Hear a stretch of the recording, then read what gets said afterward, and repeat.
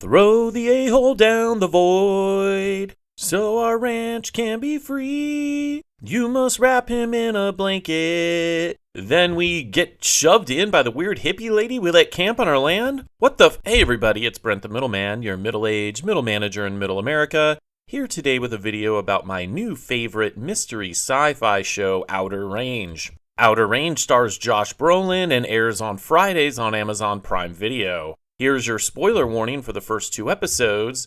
Now get ready to hear the terms flat circle and deterministic a bunch, because here we go. The series begins with the voiceover from Royal Abbott, as we see a shirtless man running in the dark carrying what looks like a body. We then see the man toss the body into a hole just as a light is shown on him. And then we hear, "You know anything about a Greek god called Kronos? Carried a sickle. He used it to cut a hole, a tear in the cosmos between heaven and earth to separate this world from the next, to separate the known from the unknown. The world has been waiting for something like this." In Greek mythology, there are actually 2 Cronoses. Cronai? There is the Chronos spelled Chronos, which is where we get time in English. This Kronos is depicted as an old man, sometimes wielding a scythe. The other Kronos, spelled Kronos, or sometimes US, is a separate Greek god and father of Zeus. Kronos was the son of heaven and earth and used a sickle to separate those entities, though he did so by castrating his father Heaven, who was in perpetual coitus with his mother Earth. Sounds a lot like my first marriage. These 2 are typically combined into one, though, in modern times, which is what I think the show is doing. There's most definitely some weird stuff going on, which the show introduces us to right away. But first, we wake up with Royal Abbott and his wife Cecilia. Cecilia says she had another dream where Rebecca steps out of the dark and Amy and Perry run to her. We later learn that Rebecca has been missing for months, leaving her young daughter Amy with her father Perry Abbott. Cecilia's dream about Jessica stepping out of the dark could definitely be a clue that she may have fallen into the void or may come out of the void at some point, but more on that later. We go on a horsey ride with Royal out onto his ranch, and he is looking over the land where he hears a strange noise. He rides back to the house and everybody is up eating breakfast, including their other son Rhett, who is played by Lewis Pullman, son of Bill Pullman, aka Lone Star. Royal is shocked to hear that it's already 10 a.m. as he seems to have lost a few hours while out riding. This is our second clue that this show will have some funky time stuff to mess with our brains. The Abbotts then go off to church, where Royal just sits in the back reading a newspaper, while his wife Cecilia joins in on the service. It's clear that Royal is not a believer, while Cecilia has faith. This will definitely be important later. Amy, Royal's granddaughter, then brings him a drawing she made of their family. There is Royal, Cecilia, Rhett, Perry, Amy, and our missing mom, Rebecca. They are all wearing bright yellow shirts, and behind them are a bunch of people wearing all blue, standing in front of mountains with snowy peaks. The colors here are super important. Later, when Royal falls through the void, he pops out in what seems to be the future, and there are cult members wearing all yellow and blue. We don't know what this means or represents, but in the drawing, it really gives off an us and them vibe. And the way Amy says, and a bunch of other folks, it really seems like this is from a vision and not just her imagination. We learn that Rhett is a bull rider in the rodeo and has a crush on a local girl. Back at home, we hear the story of how Royal and Cecilia met. Royal grew up without a mother and father and had a hard life. Then, after something happened that Royal says he can't remember, he just showed up on Cecilia's family ranch and they took him in. Cecilia says it felt like she had been waiting for him her entire life, even though she must have just been a young girl then. So did Royal take the family's last name, Abbott, and then marry Cecilia? This story comes back later when Autumn, the hippie camper girl we will meet soon, tells Royal that she can't remember anything before the age of 9, and she feels like he is the same way. Why can't they remember? Did Royal come out of the void and can't remember anything before that? That would explain how a 9-year-old just ended up on a remote ranch with no memory. Did something like this happen to Autumn too? As usual, more on that later when I talk about my early theories. Royal and the other family members hear the strange moaning sound again, and we see a whole bunch of blackbirds or crows get spooked and fly away. This is when we meet the rich rancher next door, Wayne Tillerson. He isn't the healthiest guy, as we first see him sitting looking at the scared birds out his window with oxygen tubes in his nose. As he sees the birds and hears the noise, he reaches over and touches a strange rock that is on the table next to him. The rock is cracked and the inside looks like it has a black stone. I know I immediately thought of the dark hole we saw during the intro, thinking that maybe this was mined from it or came from it somehow. Wayne then gets up to look at the buffalo head mounted on his wall, telling the head, "You feel it too, don't you? I hear it." And he stares back to the rock. After this, he calls Cecilia and tells her something is happening and hangs up. This is interesting because later on we keep seeing a live buffalo pop up with arrows in its side. Has this all happened before? The living buffalo is definitely from the past, so it must have fallen into the void during its time and arrived here, or more specifically, now. Later, Royal and Perry are counting up their cattle and notice that some are missing. And there you have it, time-traveling cows. At this point, though, Royal hasn't found the void yet, so they need to go check the fences to make sure the cattle can't get out. But before they ride off, a mysterious backpacker shows up. This is Autumn, who claims to be a poet who wants to camp on their land and offers a bunch of cash to stay. Royal decides to let her, and as they shake hands, she says, "Glad to finally meet you." What a strange thing to say, right? We find out later that she has had visions of the ranch, and I'll dive deeper into that when we get there.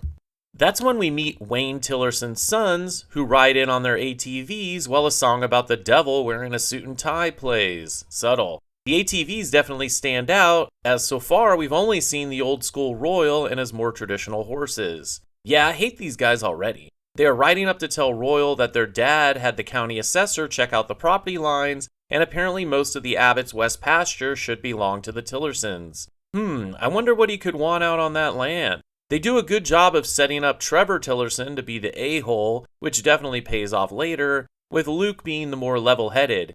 Billy just rides around singing and is definitely the wild card. The Abbotts split up, with Royal taking the west pasture. He spots Autumn setting up camp when he starts to hear that deep rumbling noise again. This time he rides to check it out, and something freaks his horse out. And I've seen enough movies and shows to know that when your horse freaks out, you should freak out too. But Royal keeps heading towards the noise and sees that it's coming from a giant hole in the ground. He throws a rock in, as we can see the snow-capped mountains behind him, just like in Amy's picture. After he can't hear the rock hit bottom, he leans over and sticks his hand in the hole. He immediately gets a first-person vision, seeing himself walking into his house with Cecilia leaning against the wall. She says, "Joy's here, say hello," and motions her head to the kitchen. But before we can see who is there, Royal pulls his arm out and shakes his head to clear it. On his hand, we can see dark spots that quickly fade away. Royal heads back to the house and sees the sheriff's truck out front. As he walks in, we see his vision play out exactly as he saw it when his hand was in the hole. Royal put just a part of his body in the void and saw the immediate future play out. Is the future already determined and the void can take his mind there? The sheriff is there to tell them that the FBI is calling off the search for Rebecca because it's been 9 months. 9 months, huh? Seems like a good time to be reborn or reappear, right? We get a shot of the void as Amy prays for everyone and for God to bring her mom home. Then a shot of Autumn by the fire holding her necklace. We get a close-up of the Abbott Ranch front gate with the family symbol above it as Royal rides back out to the void. He tries to fill the hole in with dirt, and when that's not working, he throws the shovel in. Next, he tries to cover it with a tarp, but the tarp just falls in. He then crumples up the county assessor's ruling that the land should belong to the Tillersons and throws it in. Royal is frustrated and just starts screaming when he sees a bison or a buffalo standing next to him. It looks a lot like the one on Wayne Tillerson's wall, and it has 2 arrows sticking out of it. I'll give a quick theory at this point before we move into what happens in episode 2. The void allows for things to move through the timeline. The buffalo came from the past, and the other things Royal threw in went somewhere else. So, what if the county assessor's paper saying that the land belongs to the Tillersons went to the past, where it was found by Wayne, or more likely one of Wayne's ancestors, and they were able to make this part of the record so Wayne could take it over in the future. Wayne knows that whoever controls the land with the void on it can control time. And of course, the Tillersons would use it for evil. Maybe Royal was sent to the Abbott Ranch to protect the void, or protect the misuse of the void. My wild theory is that Royal is a descendant of Zeus, who is the son of Kronos, and that's why his name sounds like royalty. He comes from a long line of people sent to protect the void. He just doesn't realize it. Autumn may also be part of this line, and that is why she has the same memory issues as Royal, and she has had visions of the Abbott brand. Speaking of Autumn, Royal finds her at the campsite and tells her to stay out of the west pasture. She says that the land feels special and she thinks she'll be safe. She says, "Either way, the world plays out how it's supposed to."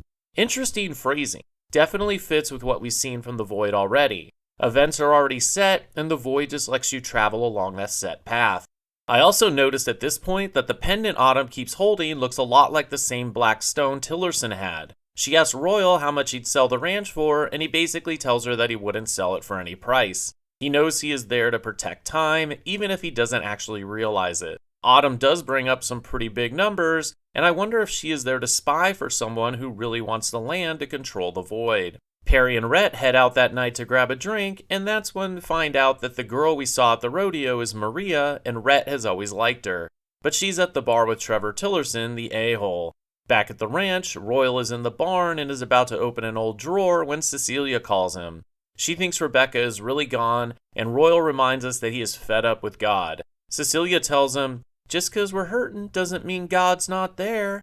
So on one hand, Royal has dealt with a lot of pain in his life, making him think God doesn't exist, but now he sees this void and he probably wonders if it came from God. Back at the bar, the boys are pretty drunk and Perry goes outside to puke. Unfortunately, he pukes all over Trevor Tillerson, who is outside making out with a blonde.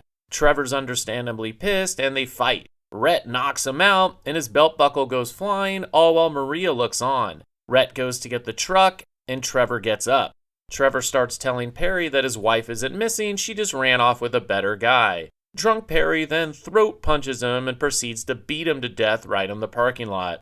Luckily, Rhett pulls up in the truck before anyone else sees what happened. Well, now we know what Royal was throwing into the void at the beginning, right? We jump to Autumn in her tent, drawing symbols in her notebook while she holds her pendant. The boys are driving back from the bar, trying to figure out what to do with Trevor, when they almost hit the buffalo. Back at the ranch, Royal finds the boys and he sees what they've done. Royal decides that the best thing to do would be to get rid of the body forever, otherwise he would lose both his sons after he's already lost so much in his life. Trevor's brother realizes he's missing and finds the bloody belt buckle out behind the bar. This is obviously a bad sign, so they head to the Abbotts to see if they have him. They could see that Perry's hand is bruised and are certain their brother is there and that Rhett must know something. The family gets everything cleaned up just in time, and Royal takes off on his horse with the body. Tillerson brothers then pick up some fresh horse crap, and based on this, know that someone is off riding. They chase after him in their truck, so Royal has to cross the fence into the west pasture and tears his shirt on the barbed wire. He has to leave it there, and that certainly won't be an issue later, right? Royal is able to make it to the void, and he tosses Trevor's body in.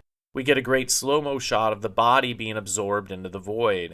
As Royal stands there shirtless and panting, Autumn comes up to him with a flashlight, and we learn she saw him toss the body in. We also learn that she is the one who actually gave the Chronos speech that Royal said in the beginning.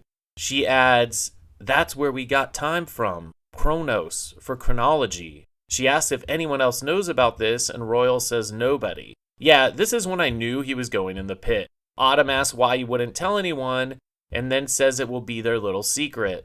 She then drops the line from the beginning, "The world's been waiting for something like this," and pushes Royal into the void. Is the fact that Royal said it in the beginning and she said it now a sign that maybe time isn't deterministic and can be changed? I guess we'll find out. And that's where the first episode ends. And yep, I'm hooked.